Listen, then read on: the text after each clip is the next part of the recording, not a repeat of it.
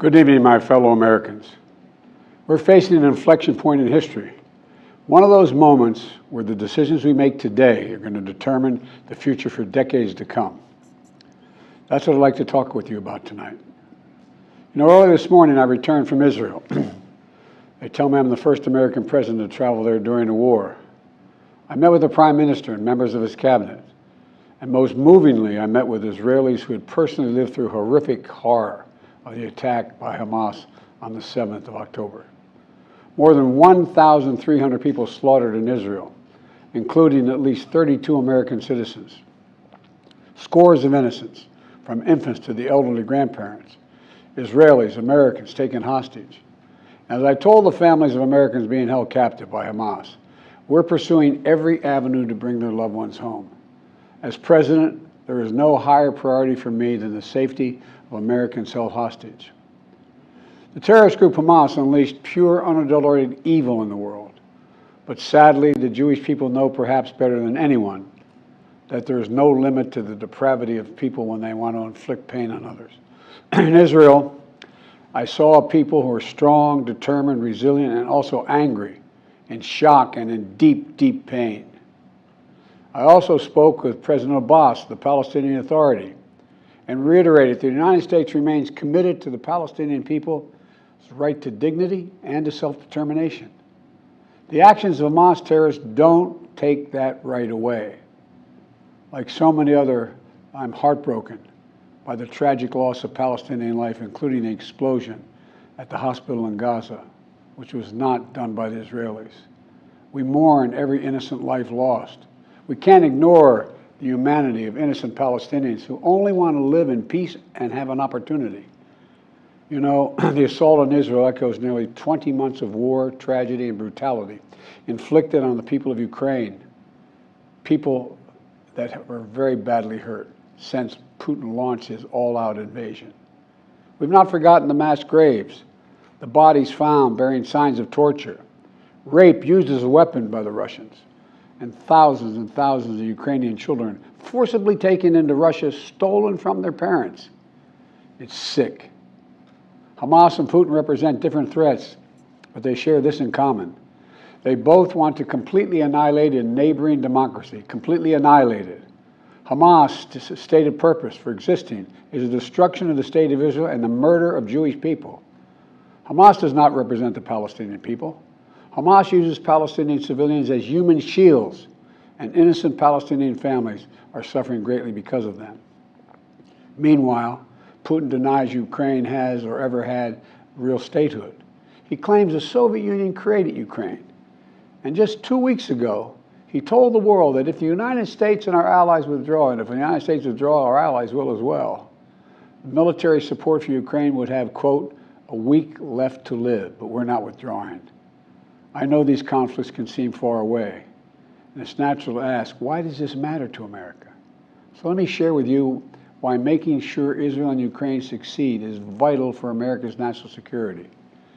You know, history has taught us that when terrorists don't pay a price for their terror, when dictators don't pay a price for their aggression, they cause more chaos and death and more destruction. They keep going, and the cost and the threats to America and the world keep rising. So if we don't stop Putin's appetite for power and control in Ukraine, he won't limit himself just to Ukraine. Putin's already threatened to remind Poland that their Western land was a gift from Russia. One of his top advisors, a former president of Russia, has called Estonia, Latvia, and Lithuania Russia's Baltic provinces. These are all NATO allies. For 75 years, NATO has kept peace in Europe and has been the cornerstone of American security. And if Putin attacks a NATO ally, we will defend every inch of NATO which the treaty requires and calls for. We'll have something that we do not seek. Make it clear, we do not seek. We do not seek to have American troops fighting in Russia or fighting against Russia. Beyond Europe, we know that our allies, and maybe most importantly our adversaries and competitors, are watching. They're watching our response in Ukraine as well. And if we walk away and let Putin erase Ukraine's independence, would-be aggressors around the world would be emboldened to try the same. The risk of conflict and chaos could spread in other parts of the world, in the Indo-Pacific, in the Middle East, especially in the Middle East. Iran is supporting Russia in Ukraine, and it's supporting Hamas and other terrorist groups in the region, and will continue to hold them accountable, I might add. The United States and our partners across the region are working to build a better future for the Middle East. One where the Middle East is more stable, better connected to its neighbors, and through innovative projects like the India-Middle East-Europe Rail Corridor that I announced this year at the summit of the world's biggest economies. More predictable markets, more employment, less rage, less grievances, less war when connected. It benefits the people who would benefit the people of the Middle East and would benefit us. American leadership is what holds the world together. American alliances are what keep us, America, safe. American values are what make us a partner that other nations want to work with. To put all that at risk, if we walk away from Ukraine, if we turn our backs on Israel, it's just not worth it. That's why tomorrow I'm going to send to Congress an urgent budget request to fund America's national security needs, to support our critical partners, including Israel and Ukraine. It's a smart investment that's going to pay dividends for American security for generations. Help us keep American troops out of harm's way.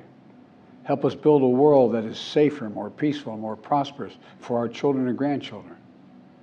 In Israel, we must make sure that they have what they need to protect their people today and always. The security package I'm sending to Congress and asking Congress to do is an unprecedented commitment to Israel's security that will sharpen Israel's qualitative military edge, which we've committed to, the qualitative military edge. We're going to make sure Iron Dome continues to guard the skies over Israel. We're going to make sure other hostile actors in the region know that Israel is stronger than ever and prevent this conflict from spreading. Look, at the same time, President Netanyahu and I discussed again yesterday the critical need for Israel to operate by the laws of war. That means protecting civilians in combat as best as they can. The people of Gaza urgently need food, water, and medicine. Yesterday, in discussions with the leaders of Israel and Egypt, I secured an agreement for the first shipment of humanitarian assistance from the United Nations to Palestinian civilians in Gaza. If Hamas does not divert or steal these shipments, we're going to provide an opening for sustained delivery of life-saving humanitarian assistance for the Palestinians. As I said in Israel, as hard as it is, we cannot give up on peace. We cannot give up on a two-state solution. Israel and Palestinians equally deserve to live in safety, dignity, and peace.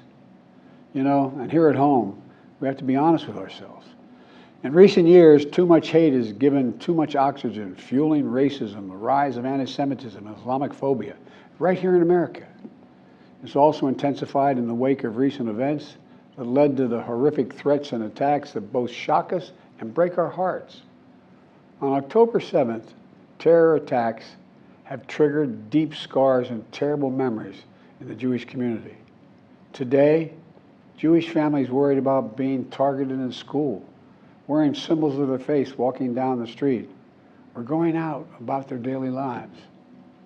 And I know many of you in the Muslim American community, the Arab American community, the Palestinian American community, and so many others are outraged and heartened, saying to yourselves, here we go again with Islamophobia and distrust we saw after 9/11. Just last week, a mother was brutally stabbed. A little boy, here in the United States, a little boy who just turned 6 years old was murdered in their home outside of Chicago.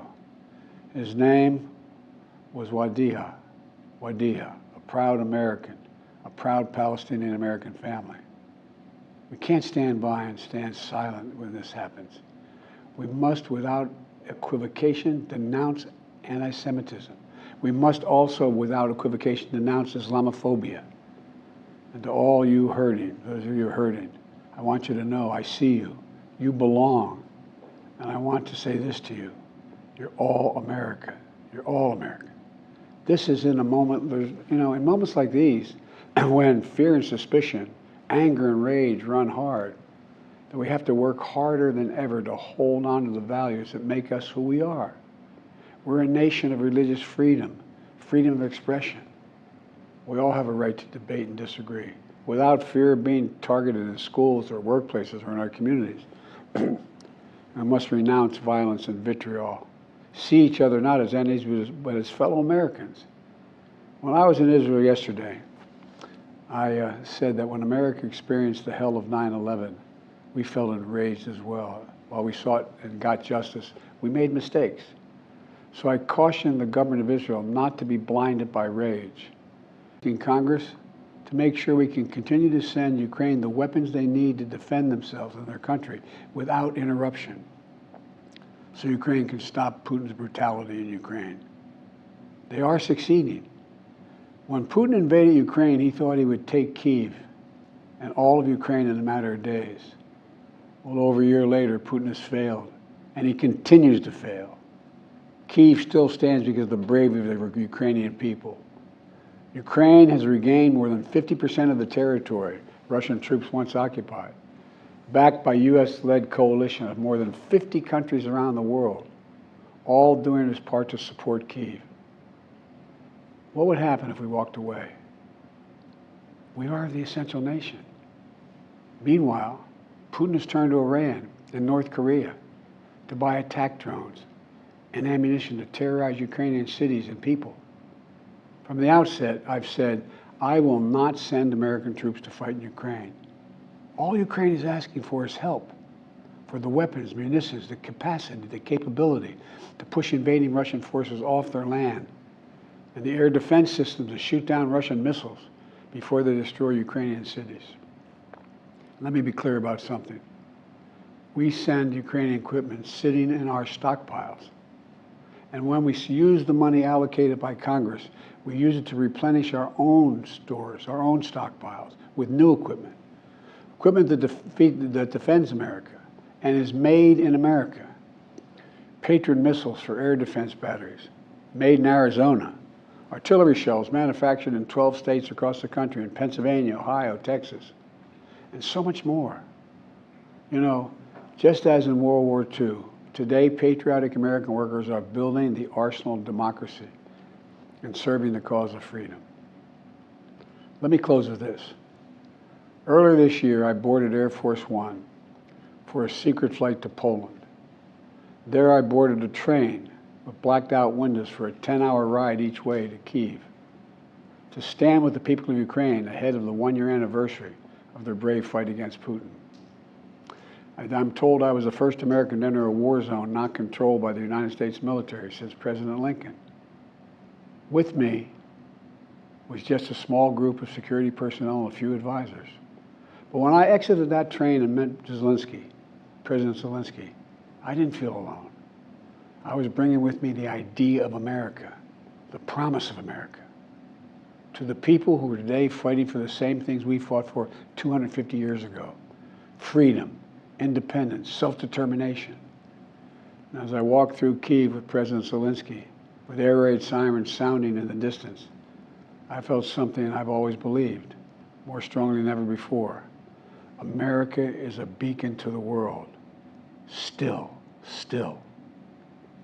Or as my friend Madeleine Albright said, the indispensable nation. Tonight, there are innocent people all over the world who hope because of us, who believe in a better life because of us, who are desperate not to be forgotten by us, and are waiting for us. But time is of the essence. I know we have our divisions at home. We have to get past them. We can't let petty, partisan, angry politics get in the way of our responsibilities as a great nation. We cannot and will not let terrorists like Hamas and tyrants like Putin win. I refuse to let that happen. In moments like these, we have to remember who we are. We are the United States of America. The United States of America. And there is nothing beyond our capacity if we do it together. My fellow Americans, thank you for your time. May God bless you all, and may God protect our troops.